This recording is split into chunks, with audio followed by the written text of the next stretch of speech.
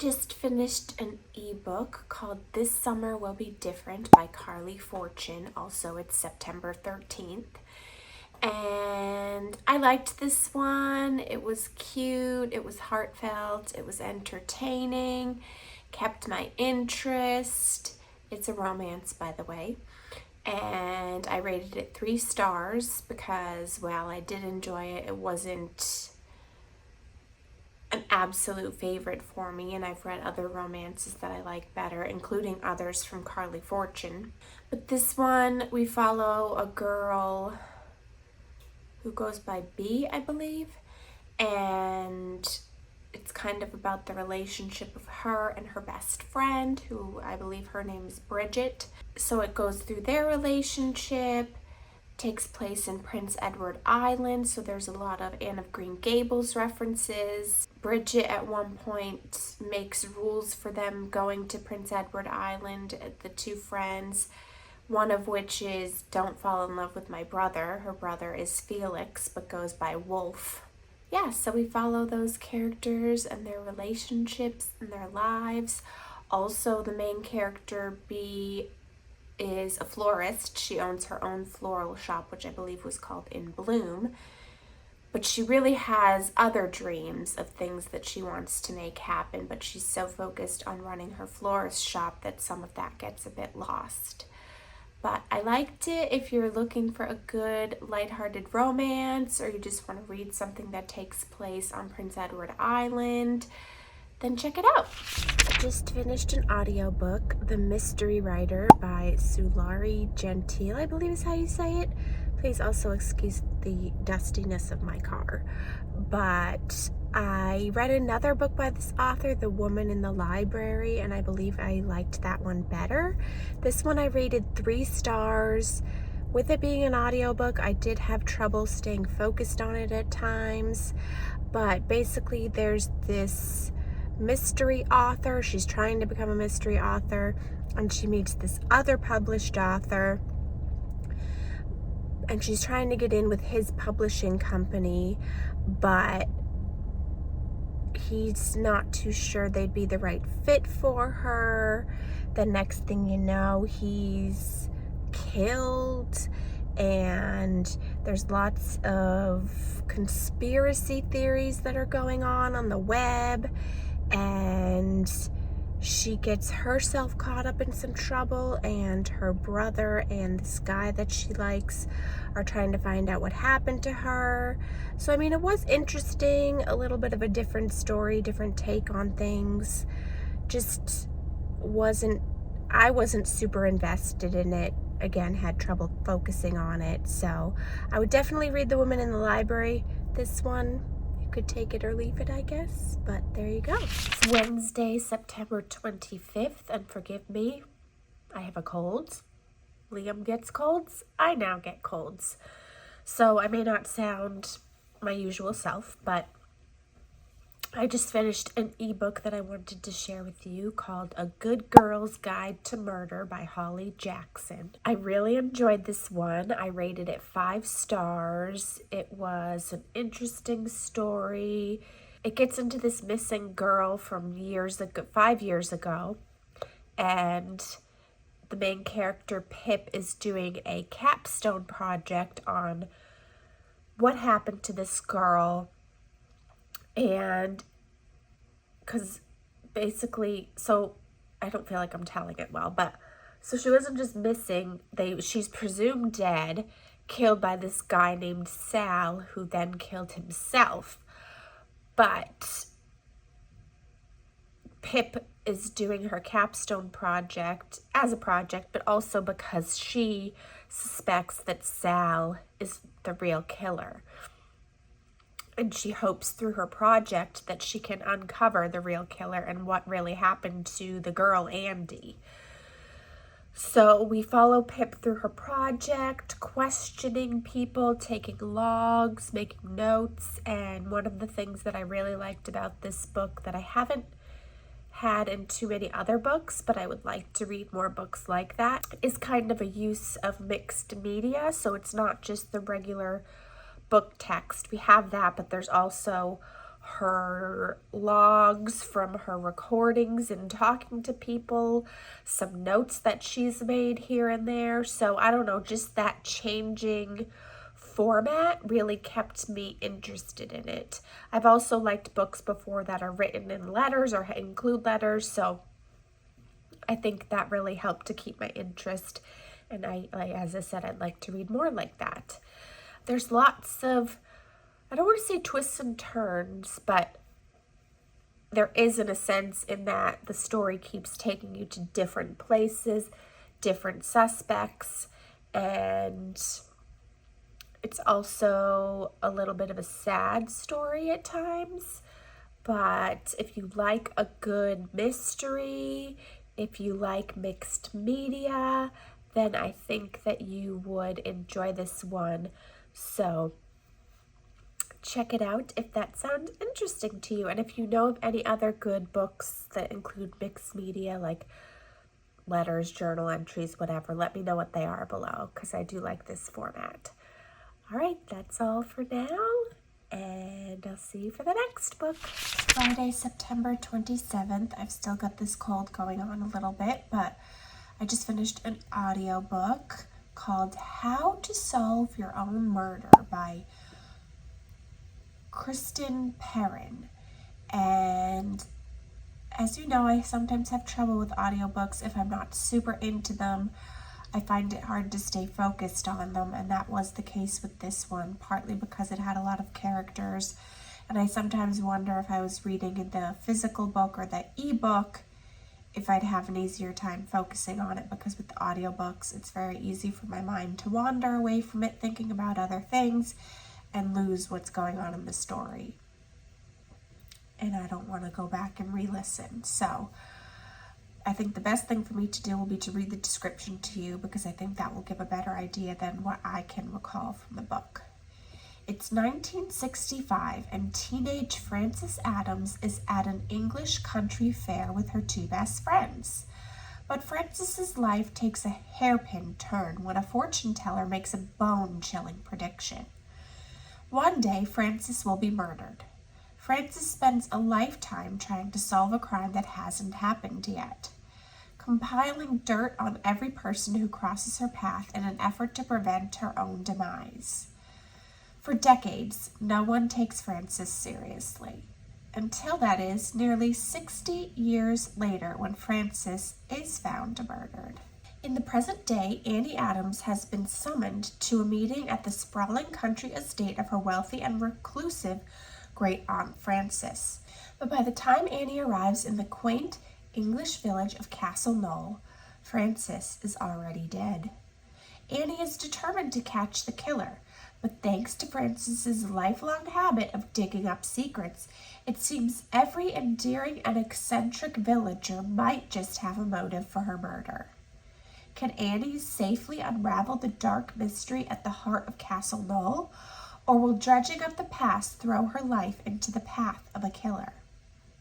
As Annie gets closer to the truth and closer to danger, she starts to fear she might inherit her great-aunt's fate instead of her fortune.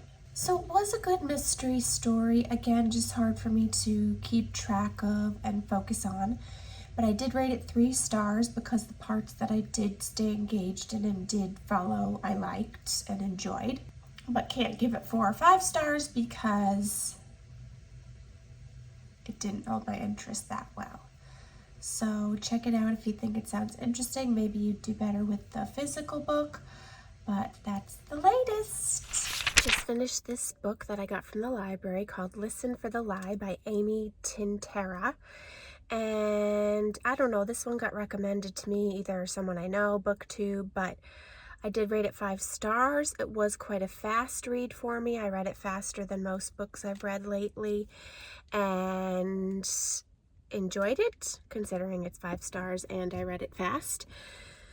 It is about a girl who in the past, I think it was 5 years ago, I forget exactly, her best friend is killed and she is suspected to have murdered her, but they never are able to prove it, don't have enough evidence, that kind of thing. But she also has blacked out or blocked out doesn't remember anything that happened pretty much the night of the murder. So, and now, that many years later, a podcast host is doing his second season of a podcast and is doing it on this murder to try to discover if this girl actually killed her, if it was somebody else. And because of this, the girl ends up going back to her hometown. Her grandma kind of tricks her into going back, where she hasn't been back since everything happened. She moved to Los Angeles, and she ends up meeting the podcast host, doesn't really want to talk to him, but then ultimately ends up talking to him. But I liked it because it goes from regular book to kind of the podcast transcript. So I was thinking when I started reading it, it's probably a really good one to read through audiobook, because you would probably get the different voice or whatever for the podcast portion, but that's okay. I really enjoyed it in the print as well. So if you like true crime podcasts, if you like thrillers, mysteries, I think you would enjoy this one. So if that's you, check it out. But another good one, and I've already reserved another at the library. One very appropriate for October, because, oh yeah, I didn't say today is October 3rd. So there you go. It's October 16th, and I just finished In the Company of Witches by Orly Wallace. I think I had heard about this from booktubers, and it seemed like the perfect book to read in October, and it was a really good book to read in October. I rated it 4 stars. I really enjoyed the story. It's about this family of witches, and as I was reading it, I thought it had similarities to the Witches of Eastwick or Practical Magic, and even a little Gilmore Girls sprinkled in, because it was small town. They had a town gossip or busybody who knew everything. They had town hall meetings, so it just had those cozy vibes of Gilmore Girls to me and those other witch movies. So if you're looking for something cozy and witchy to read for fall or October, Halloween time, this is one I would recommend to you. And just to give you a little bit about the plot, for 400 years, the Warren witches have used their magic to quietly help the citizens of a sleepy New England town of Evenfall thrive.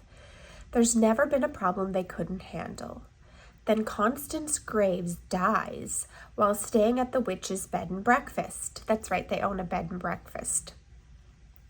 At first it seems like an accident, but it soon becomes clear that there's something more sinister at work, and Aunt Nora is shaping up to be the prime suspect. So I don't want to give too much away, but they own a B&B. It's a younger witch and her 2 aunts, and then her uncle also is a witch. Or I don't know, that's how they refer to it in the book anyway. And they're from this long line of witches. Sorry about that, I got cut off, and it is super windy out, but all I was going to say is there was also a slight mystery in addition to being the witchy Halloween-y feel book, but a good one. So check it out if it sounds interesting to you. And I'm going to go back inside because it's for reasons. It's Monday, October 28th, and I just finished a book called First Lie Wins. I'll put it up here so you can see the author. It was a really good one. It was a Reese's Book Club pick, and I rated it 5 stars because it was fast-paced, kept my interest. I would call it a mystery thriller. It's basically about this woman who, as a child and young girl, did not have an easy life or time growing up. Her and her mother struggled, and she always dreamed of having a house and someone to share it with. And she, in order to survive, starts doing jobs for this man, but she doesn't know who the man is. He just goes by Mr. Smith. And she does all different jobs, taking on different aliases, so she'll have different names in different states. And she doesn't know what the job is going into it. She only gets details given to her a little bit at a time on kind of an as need to know basis. So it's kind of always a surprise to her as to kind of who her mark is, what her job is, or what she's supposed to do. And so we're taken through these different times in her life and these different jobs and different personas that she takes on. And I think that's partly what kept it interesting for me, is you get to see into all her different personas, the different tasks she's supposed to take care of. But of course, there's not many people she can trust. She's kind of stuck. She can't really get out of this life or leave this job working for this man because he wouldn't allow that. So it's interesting to see the twists and turns and the way that it goes. And yeah, I really enjoyed it. So if you're looking for a fun, fast-paced read, I would recommend this one. Friday, November 8th, I have yet another cold. Not the same one as previous videos, but a new one. But I finished a book, another 5-star book for me, and it is called The Seat Filler by Soraya Wilson. I believe I remember Samantha March talking about this book in one of her book reviews. It was also available free at one point from Amazon First Read, so I had it saved in my Amazon account, and I was having trouble getting books from Libby because I think I need to input my library card information or something. So I decided I would go on and get one of the ones I had downloaded from Amazon First Reads, and this was the one. And I'm glad I did because I really enjoyed it. It's a great romance. It was heartwarming, made me smile, made me cry. It's basically about this girl and her friend's boyfriend's mother owns like a seat filler business. So like when you go to the Oscars and a star has to get up to present or whatever, they have seat fillers that fill in their seats so that no seats are empty on the live broadcast. And her friend ropes her into participating in this seat filling, and when she goes to fill the seat, she ends up sitting next to this big celebrity, Noah, who is in all these movies and who she just absolutely adores and knows all his movies, characters, has followed him since a teenager.